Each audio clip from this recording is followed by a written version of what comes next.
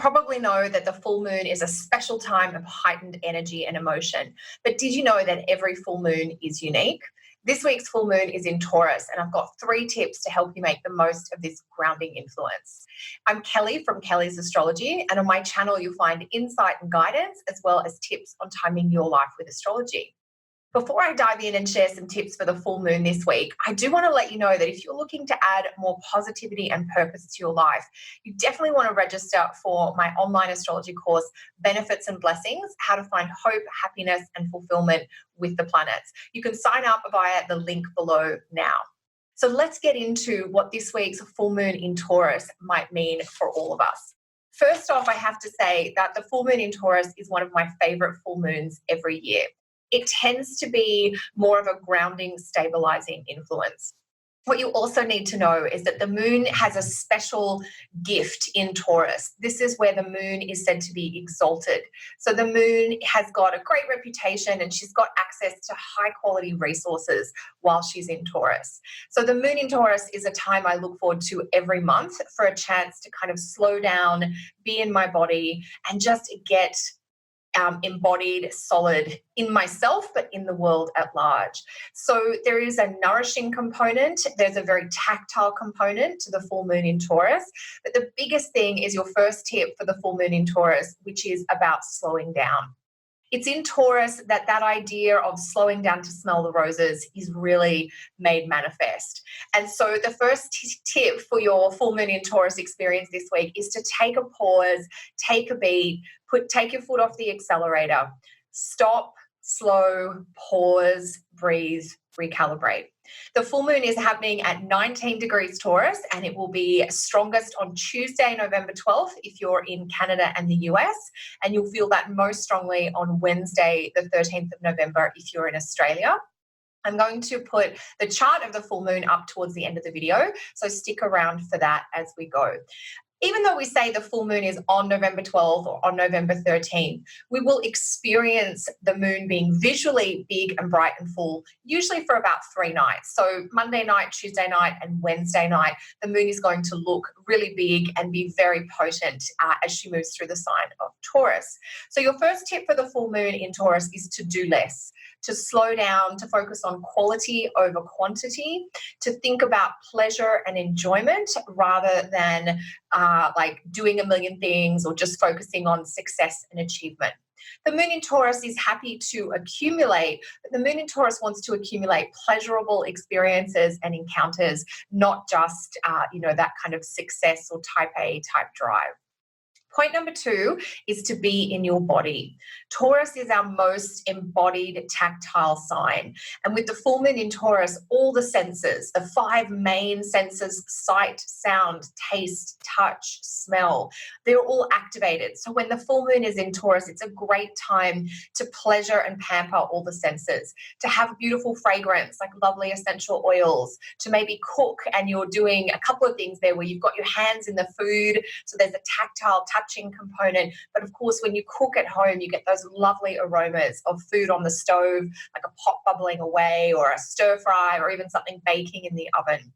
Taurus does love its carbohydrates and its sweets, so this might be a lovely full moon for actually baking a sweet treat for yourself or for your loved ones. But we also want to do things that feel good on our skin. So we might use beautiful oils or have a lovely massage. We might be wanting to hear lovely sounds. So we could be focused on playing some really sweet, soothing music, listening to birds. We might want to have beauty around us. I know flowers is such a Venus thing, and Venus is, of course, the ruling planet of Taurus. So just bringing in some elements of the physical world, nature. Being in your body allows you to experience the natural world. So be in your body, slow down, breathe, stretch, move your physical body, feed it really good food, and then don't forget to pamper it a little bit throughout the day or over the couple of days, Monday, Tuesday, Wednesday, really, we've got a few days to enjoy the Taurus moon energy. So first step is to stop and slow down to create more breathing room. Second step is to be in your body. So we're really wanting to get anchored. The gift of Taurus is the present moment, which in, the Buddhist ideas of like just be where you are. All of the spiritual traditions focus on being in the present. Focus on what's in front of you and what's real here and now. When we go into what might happen, we spin off into anxiety. And when we get overly stuck in what has already happened in the past, we can slip into melancholy and even different iterations of depression. So staying in the present can lift a lot mentally. So being in your body is a really quick and easy way to do that.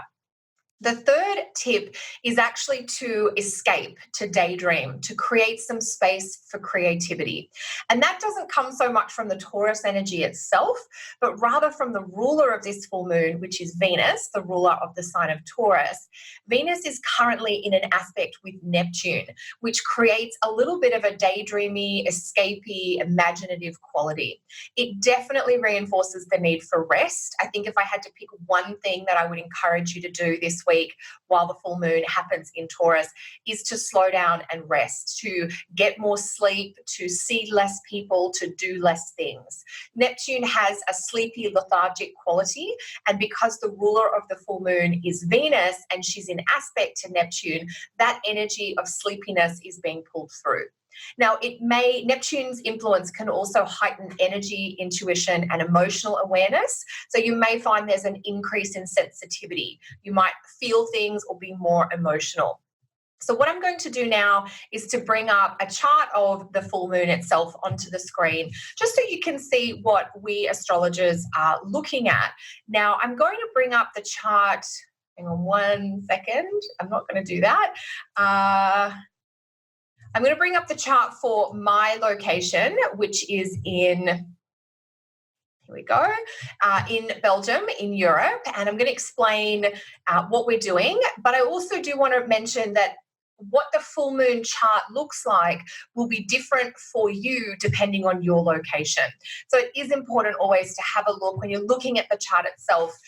When you want to talk about the houses that the full moon might be triggering, you need to look at either your personal chart, this is actually the most important piece, and see where 19 degrees Taurus falls in your personal astrology chart. That's the degree of the full moon, and that's where the insight and the illumination of the full moon is really going to flood into your life.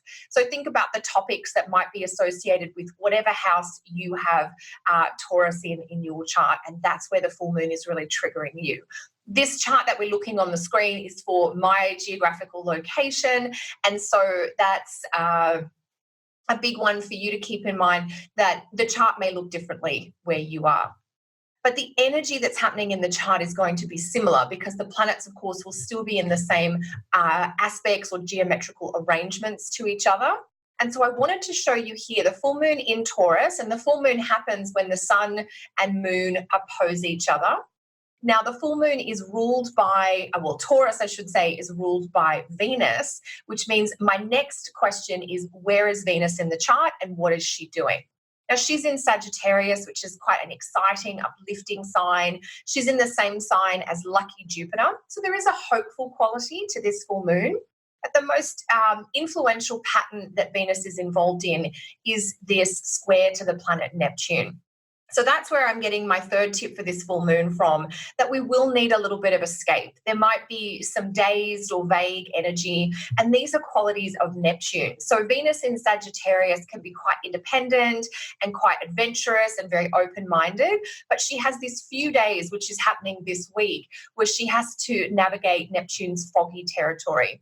And when any planet has to deal with Neptune, they're learning about trusting their instinct and their intuition, because they cannot rely on their sight in the way that they normally would. Because if Neptune creates a fog, you can't see anything out of this sense, so you have to draw on touch and taste and sound, but also the subtle senses of vibration and energy and intuition.